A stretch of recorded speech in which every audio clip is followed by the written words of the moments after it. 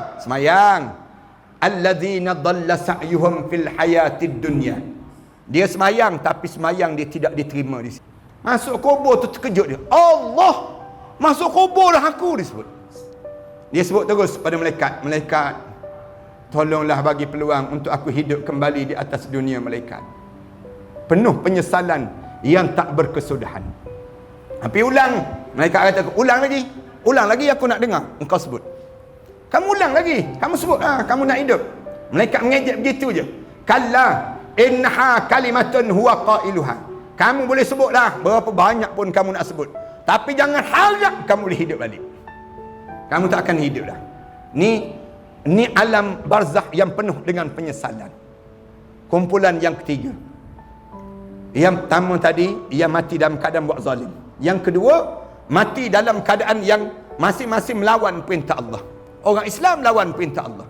Dan yang ketiga, orang yang masuk dalam kubur, pandang kanan, pandang kiri, jenazah dia letak je dalam kubur, tengok depan belakang, kosong amalan menghadap depan Allah.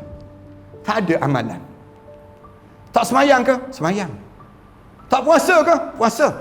Allah cerita dalam surah Al-Kahfi ayat 103. Tuan-tuan tengok dalam surah Al-Kahfi ayat 103 tu, Qul hal nunabbi'ukum bil akhsarina a'mala. Sebut wahai Muhammad, ada di kalangan umat kamu yang dia masuk dalam kubur, kosong amalan menghadap depan Allah. Nak buat macam mana tuan-tuan? Tuan-tuan kita tu, tuan-tuan pengalaman kita kan, turun kapal terbang di sebuah negara yang tak pernah kita pergi. Turun misal contoh di Korea Utara lah, misal contoh. Di Korea Utara, turun sampai di immigration tanya, pasport ni pasport. Seluk poket, kiri kanan, belakang depan, tak ada. Handphone, tak ada. Beg duit, tak ada. Agak-agak macam mana tuan-tuan? Saat tu, tak ada benda pun. Lepas tu datang pula immigration tunjuk, ni, ya beg. Ni, beg kamu ni. Ya, beg saya. Buka, penuh dengan dadah di dalamnya. Agak-agak macam mana nak buat?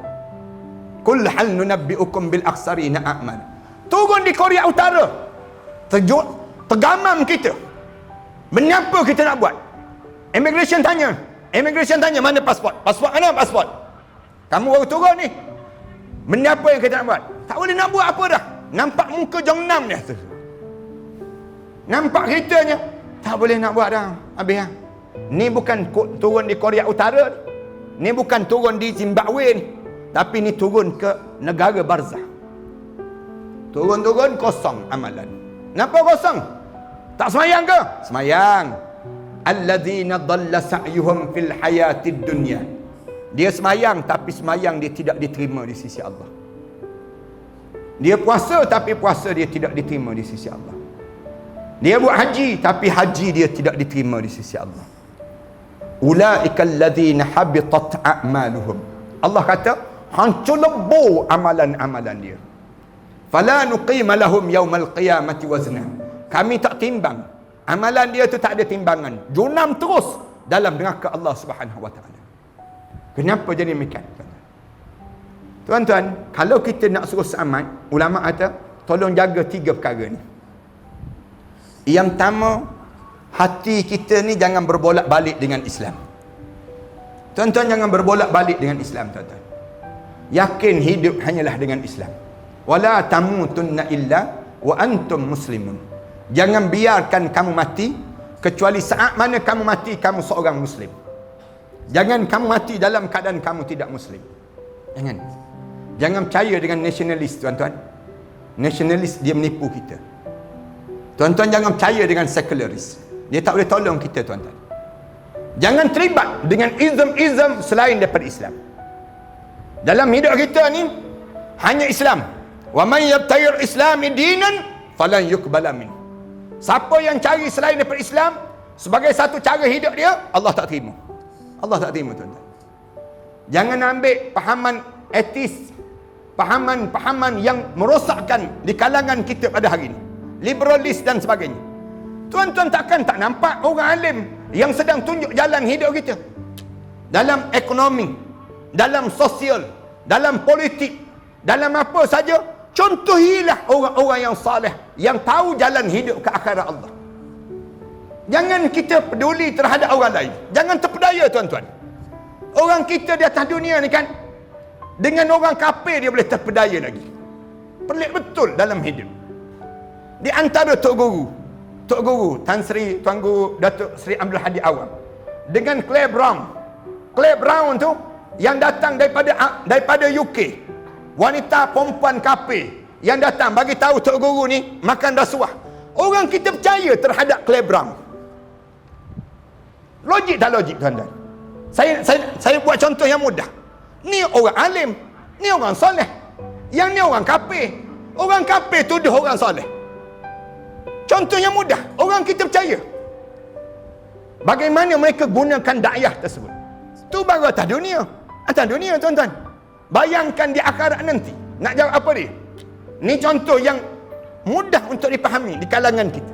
Saya nak buat contoh begitu je mudah. Antara orang soleh dengan orang yang jahat, orang yang tak terbukti pun soleh dalam hidup dia. Kita tolak orang soleh. Kita tak terima pun kesolehan dia. Kita terima orang ni lagi jadi pemimpin kita. Logik tak logik? Tak logik langsung dalam hidup. Tak logik kita. Kenapa kita tak terima Islam? Orang kita tak terima Islam ni. Dalam ekonomi, pergi ke bank. Pegawai bank tanya, nak buat loan cara Islamik ke? Nak buat loan cara yang disebut dengan sekularis? Ataupun yang disebut dengan Islamik ke konvensional? Kamu nak buat yang mana? Dia pun tanya balik pegawai bank, mana yang untung? Dia tanya, mana yang untung? Kamu ni orang Islam ke orang kafir? Orang kita tak percaya dengan Islam, tuan-tuan.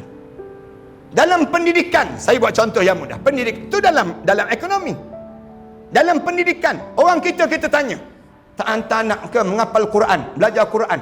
Dia tanya balik, ada masa depan ke? Menghafal Quran ni nak bawa ke mana anak? Orang kita tak yakin pun dengan Al-Quran. Tak yakin pun dengan hadis Rasulullah sallallahu alaihi wasallam. Habis itu kamu hantar anak kamu ke mana? Saya percaya dengan sekolah sekularis dibandingkan dengan sekolah agama.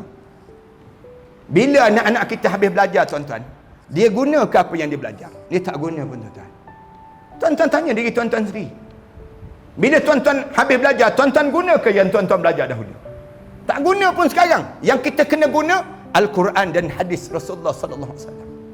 Mengapa Al-Quran dan hadis kita tak belajar dahulu? Mengapa kita tak belajar dahulu? Sedangkan kita belajar yang kita tak guna pun sekarang. Dulu bukan malang menghafalkan sejarah para meswara, misal contoh. Bila habis belajar ni, kita guna tak para meswara tersebut? Tak guna pun. Yang kita guna uping-iping je sekarang. Dalam hidup kita. Ni contoh saya nak buat. Bukan saya nak tolak keseluruhan, tidak. Saya sebut itu ilmu umum, ilmu awam. Ilmu awam lain dengan ilmu akhirat lain. Kita kena pandai, dia panggil priority. Belajar Al-Quran ni tak rugi pun dalam hidup. Anak-anak kita dia baca alif lam mim. Alif lam mim tu bukan satu huruf, tapi Rasulullah kata dah 3 huruf dia sebut. Setiap satu huruf tu 10 kebaikan. 10 kebaikan, 10 kebaikan. Orang kita tak, dia kata, kalau belajar je sekolah agama nanti, masa depan kat mana? Nak pergi ke mana? Allahu Akbar. Singkatnya cara kita berfikir.